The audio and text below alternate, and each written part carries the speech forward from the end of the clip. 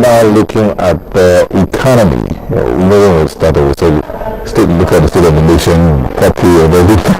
Yes, and we didn't quite get to everything. Exactly. So now we're focusing on the economy. You know that in April this year, Nigeria's economy was rebased. It hadn't been measured in about 23 of the nights rebased in line with the system of national accounts. That's the United Nations Statistical Commission's program, system of national accounts. But then, with the falling prices of oil from $112 to around 86, 82, $83, been around that range for a few days, one begins to wonder, what is the way forward for Nigeria, the largest economy on the African continent? That's what we keep hearing. It's called plan that any crisis that negatively affects the supply or price of crude oil puts Nigeria's economy in dire straits.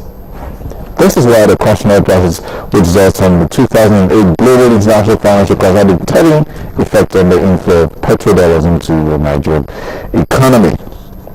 Now, analysts say that price could stay down in the $75 to $85 range for a couple of years. The reason being that swing producers, mostly Arab, who could theoretically push prices back up by cutting their oil production, have decided not to do so. But let's look at how is the price of crude oil affecting the Nigerian economy. Is there any other way? Some have described the Nigerian economy as a monoproduct economy. But the government says, the federal government has talked about diversifying this economy over and over again. How is the diversification going? Well, these are some of the things we'll be looking at today. And we have in the studio Dr. Ayo Taiba. He's an economist. Thank you for joining us. Thank you. Good morning. Yes. Okay, let's begin with this one here. The Minister of Finance and the Governor of the Central Bank have consistently insisted that falling in the oil prices will not affect the nation's economy on the negative side. What do you think? Right. From the intro, there are three different dimensions to this story. Nigerian economy is diversified. At 80 trillion naira, oil is only about 10-12 trillion. So non-oil activities, 58 trillion, 68 trillion, nearly 70 trillion in non-oil activities. So talking about economic diversification, the economy is diversified. Doctor, which means that the government's policy of diversifying has actually succeeded. I'm sorry. In terms of economic output, services sector alone now account for 50% of the economy. Oil is very small, so we shouldn't exaggerate the role of oil as far as economic activity is concerned.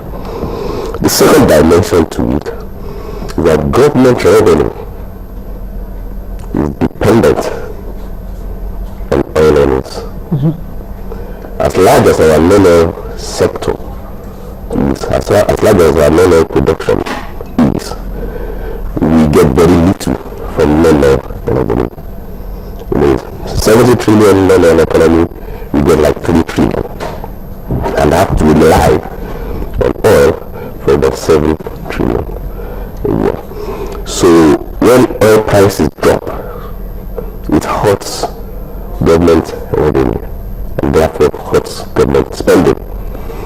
And the third dimension to it is that our export is also dominated by oil. So oil price falling is bad news for export earnings, is bad news for government revenue. Not that much of bad news for the economy, in terms of economic output, in terms of where Nigerians and their income from, where they get employed in. Oil is not a major contributor to employment. Private sector income is fueled more by trading, services and agriculture. So we need to get that clear. So the recent situation in global markets, not just commodity markets, but also equity markets. If things looked stable up till June. But since June, oil prices have dropped remarkably and quite unexpectedly from about $115 a barrel in June for Nigeria with Bermuda. Talking 83 today. That's a lot. But the key issue is whether that drop in the price is going to be temporary or going to be protracted. If it's protracted, there's no problem. Let's temporary. I think we should manage it. We should deal with it. Let's go back a little bit. We were talking about you said something about crude prices falling is bad for import. I mean for export. Because that is our main stay of export and all that. And that's also bad. That's equal to bad for government revenue. That's right. Okay. Now, Government being the largest spender. See, be that as it may, we know that the Nigerian state, so to speak, depends more on the spending of government. Now, if government's revenue are dropping, what happens to the state of the nation? Well, government in Nigeria is about the federation, not about federal government, not about state governments. Nigeria is made up of its constituents. If you don't have states, you don't have Nigeria. Or you take out states, nothing is left. FCT, that's not Nigeria. So trying to look for a difference between states and the federal government, I don't think it exists. And the revenue in the country belongs to the constituent states. And when revenue drops, it affects both federal and state governments at the same time. But the problem that Nigeria needs to solve is that you cannot have an economy that is mostly nominal and then find yourself being dependent on revenue.